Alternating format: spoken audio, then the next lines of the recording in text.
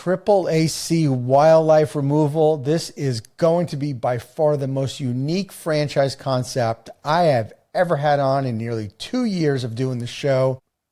Josie, I'm going to start with you. I think we know what AAAC wildlife removal all is, but I've got to hear the story. I understand you guys are not the founders. You guys were originally franchisees. Tell me how you guys got started in the business. Sure. So Brian was in the Army. We married, and whenever basically his time got close to retiring, we started looking at different things that we were going to do. We had 3 very small children at the time, so it wasn't like we could just retire and work at Walmart or, do something fun, I guess. So we knew that we needed another career, and so we started looking into this. Brian's always been an avid outdoorsman, growing up in Southwest Louisiana.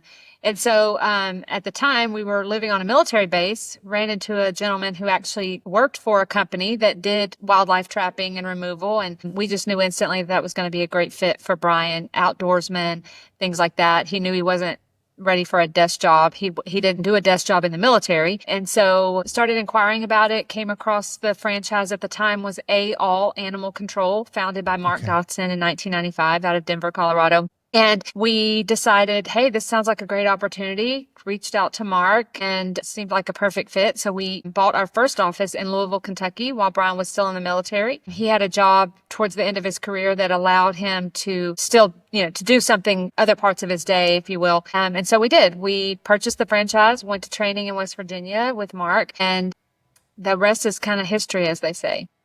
And so, Brian, did you have experience in trapping and wildlife removal before getting involved in the franchise?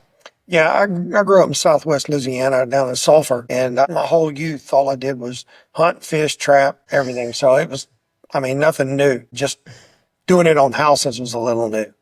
Right. It comes second nature, I believe. Okay. All right. Very cool. All right. So if I understand the story right, guys, you purchased the business, you purchased the entire company from Mark, I guess, right? In 2014? Correct. Yes. Because you were franchisees for a bit.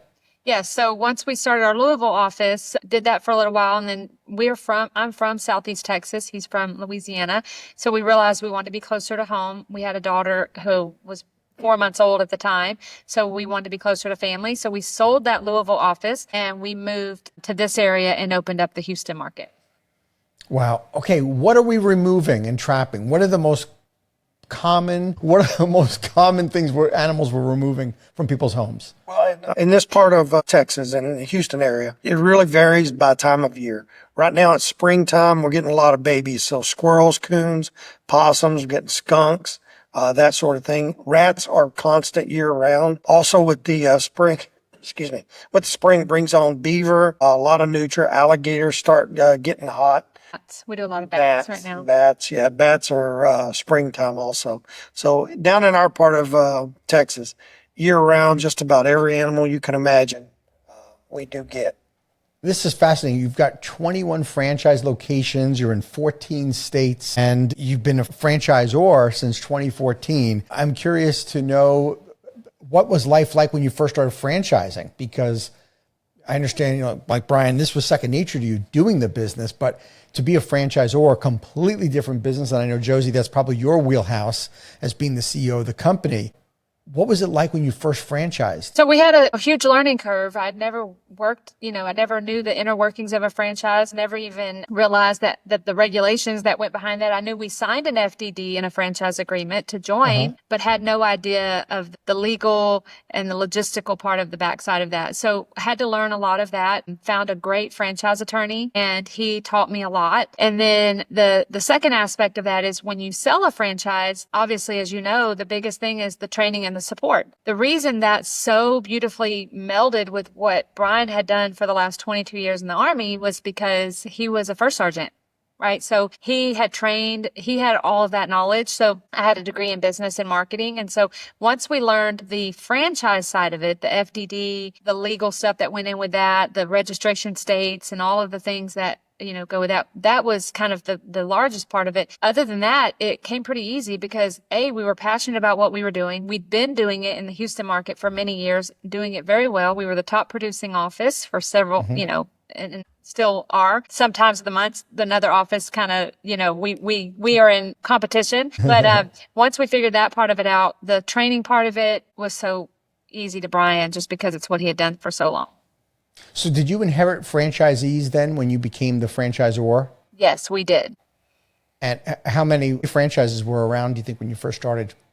At the time that we bought from Mark Dodson, I believe there were probably close to, 17 or 18 at the time. Mm-hmm. We then grew it because we added so many offices to close to like 26 or 27. The reason that number has declined since then is the original, what we call the OGs, right, that were in under Mark. Sure. A lot of those guys retired.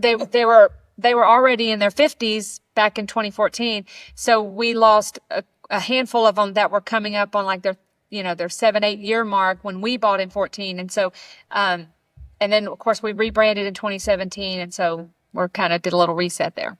Nice. So what was the reset like? Because when you came in as the franchisor now, you have a total different level of responsibility, right, than just running your own location. What were some of the important things that you felt like, okay, we need to make some changes here and we want to improve this brand? Well, the first thing was the training and the support, right? So we felt like we learned a lot. We taught ourselves a lot in the beginning when we came in. So we knew when we sold new offices and they came in, that training and support were going to be crucial.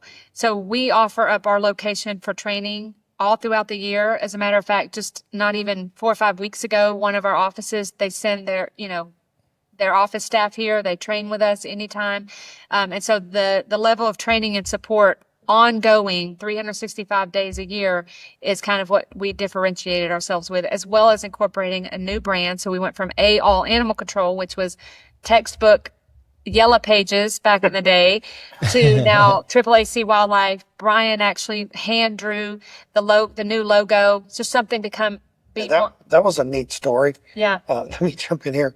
The logo that we used to have, I really didn't like it because it was cartoonish and plain Jane. It was dated. So we had some people working for us, and they had a company that was trying to come up with a new logo, and they just kept drawing these logos and sending them to me, and I was just kind of frustrated with them. Finally, I just took a napkin and I just sketched it, what I wanted the logo to look like. And I told the guy, I said, send it to your people, have them clean that up, send it back. And that was exactly what we wanted. And I was like, there you go, I did my own logo there. At the time that we bought, there was no proprietary software across the group. There was no designated marketing team that actually supported each office with their Google ads, their Google My Business. We basically took it from like the horse and carriage, right? The horse and buggy, and we kind of got it to the Ford. So we leaped over there. You guys legitimized this business, right? I mean, you brought a level of professionalism to it and putting some parameters around it. I guess probably the question that the entire audience that's watching this is probably thinking is, who's becoming a franchisee of your system? Are they folks with wildlife background or business people? Who are these folks that are buying franchises from you guys? We've got a little of everything. We've got contractors. We've got college graduates. We've got police officers that get tired of that.